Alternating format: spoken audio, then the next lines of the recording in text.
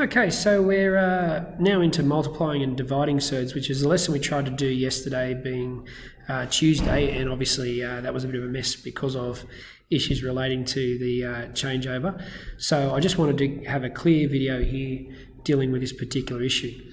So we've got here these three main rules about how we can deal with surds. So if we have a surd and we square it, well, what that's going to mean is whatever's under that surd is the value. So if I square 3 squared, it shouldn't surprise anybody that the answer to that is 3, because taking the square root and squaring something are the opposite thing.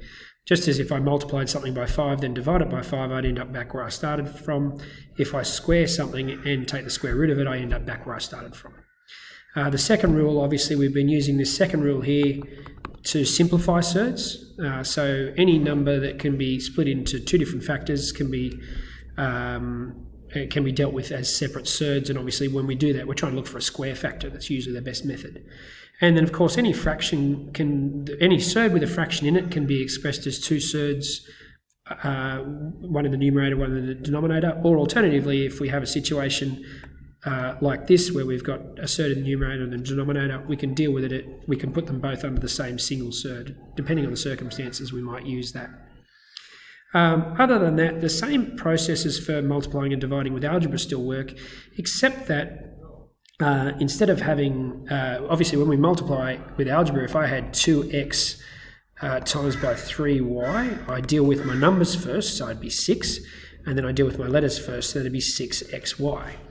The same happens here. We deal with our numbers first and our surds second, but when we multiply 2 surds, we use this rule here. I'll just underline it one more time, and we sort of mash them back together.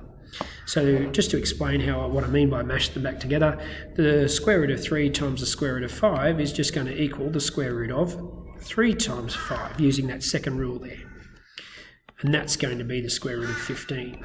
Now, 15 is a number that has factors, but it doesn't have any square factors. So that's actually as simple as that answer is going to get. So for the second one here, we use the basic idea that we deal with the numbers first and the surds second. So we're going to end up with, this is going to be 3 times 2 times the square root of 5 times the square root of 7. So 3 times 2, well, that's going to be equal to 6. And the square root of 5 times 7, well, 5 times 7 is 35. And we end up with 6 root 35. 35, once again, is a number. Although it has factors, it doesn't have any square factors. So that's as simple as that one's going to be. Moving along from that now, obviously the same rules with regarding to multiplying by negatives and positives still apply. So multiplying a negative by a positive gives you a negative. So using that sap and dan, same are positive, different are negative.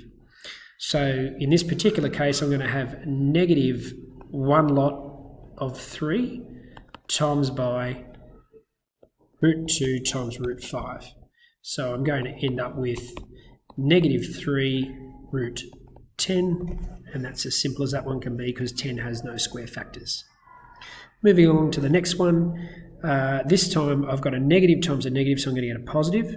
So I'm going to get 3 times 2 is 6, times by the square root of 2 times 6. So that's going to give me 6 root 12. And on this occasion, that's not as simple as it can go because 12 has square factors. The 4 goes into 12 3 times.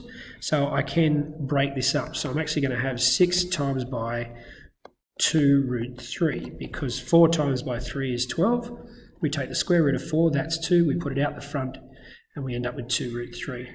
So that's going to finish off being 6 2s are 12, and we're going to end up with 12 root 3.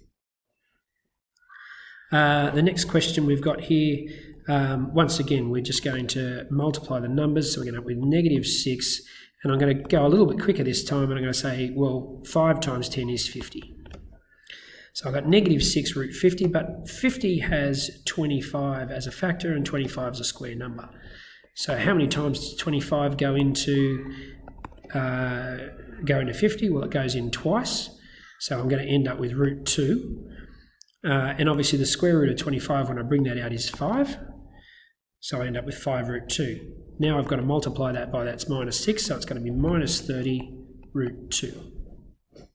Dealing with f now, I've got a negative times a positive, so I'm going to end up with negative 20 times by the square root of 63, because 3 lots of 21 is 63. Now 63 is a number that has a square factor. 63 can be expressed as 9 times 7, and so when I take the square root of 9, I'm going to end up with 3. 3 lots of negative 20 is negative 60, and root 7, there's not much I can do with that, it stays there. Okay, so moving along to the next set of questions, and for these we're going to be using those identities written here, this I'll circle in red this time. That little identity there is going to be used a lot more in these questions. So negative 30 divided by negative 5, well I can just write that as the square root of 30 on 5.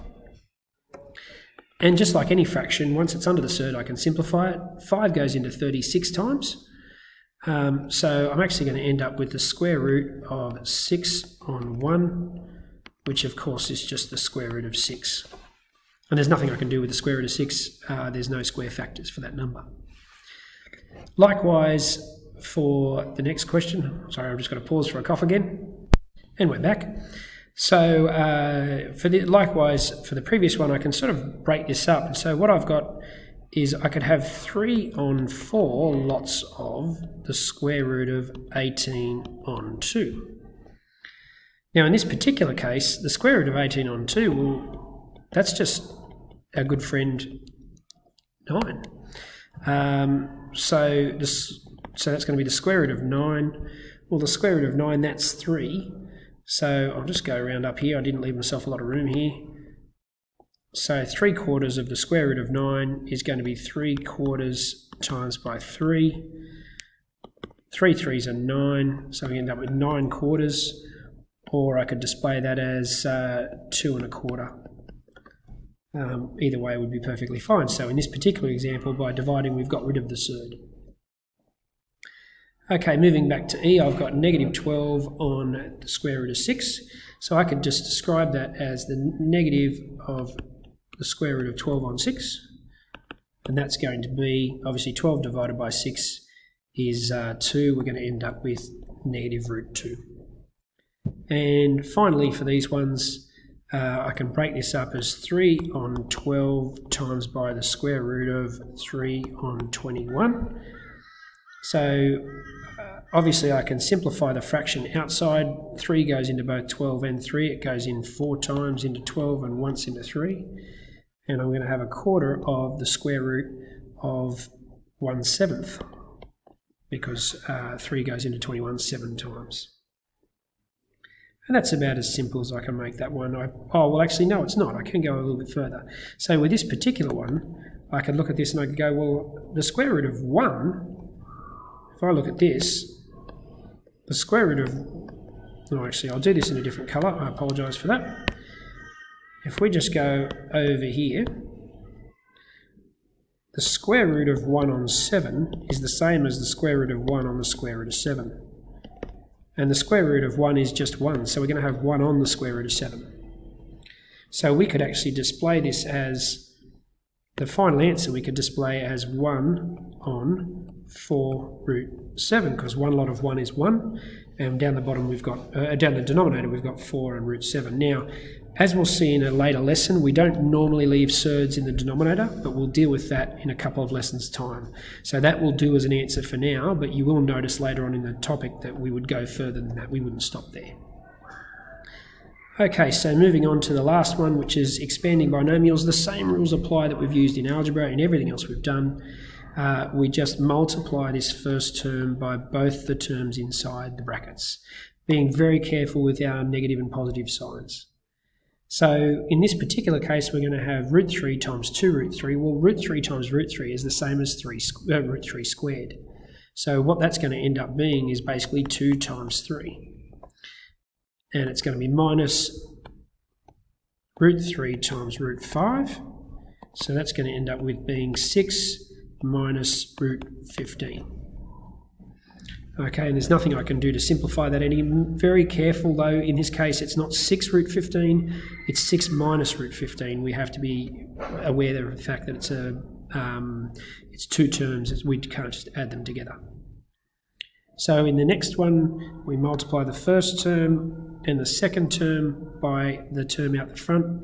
So we're going to end up with 4 root 20 plus, well, 4 5s are 20 root 6. And I can simplify that a little bit. I can't do much with root 6, but I can do a bit with root 20. So this is going to become, well, square root of 20 is can be expressed as 4 times 5. And if I take the square root of 4, I get 2. So 4 2s are 8 root 5 plus 20 root 6, and that's as simple as that one will get. For the next one, I use the same method again.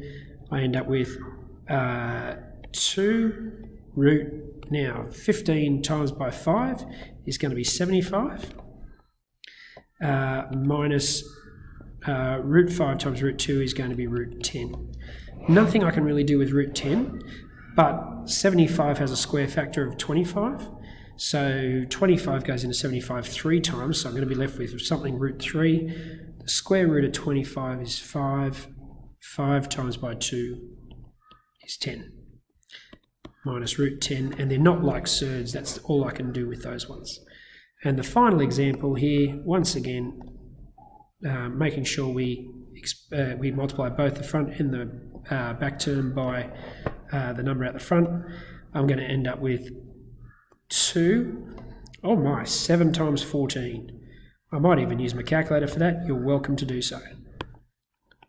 So if you don't know your 14 times tables, or you can think of it as in terms of, well, what's 70 plus 4 lots of 7, so it should be somewhere around about 98, but just to make sure, let's just check. And it is, it's 98. So that's how we do that one. 2 times 3 is 6. Root 7 times by root 7 is just going to be 7. And if we think about that, root 7 times root 7 is going to be root 49. Root 49 is 7. So in this particular instance, I can simplify this next one. This first term, root 98 is basically just 2 lots of 49. 49 is 7 squared. So I'm going to end up being 7 times 2 is 14 outside of root 2 plus 42. Which is 6 times 7, and it's not a bad practice to get into to change that around so we've got the rational number plus the irrational number, but it doesn't really matter too much. So once again, get stuck into those questions that are there. With these ones for this particular lesson, you really want to focus in on, where am I would say definitely sort of 4, 5, 6 and 7. That's where the key skills are. I really would like you going into further stuff after that. That's really important. But make sure you can get that. This section that's in blue here, working mathematically, that is applying the key skill from the lesson. So make sure you get into those. Make sure then you post your answers up so that your solutions up so that I can go through that and make sure you're getting your work done. That can be done preferably through OneNote, but if you go back to Classroom, there's a little post on there about what to do if you can't use OneNote, and that will involve a shared Google Drive folder that you share with me. Best of luck with it all, and I will speak to you in a Zoom session soon. Cheers.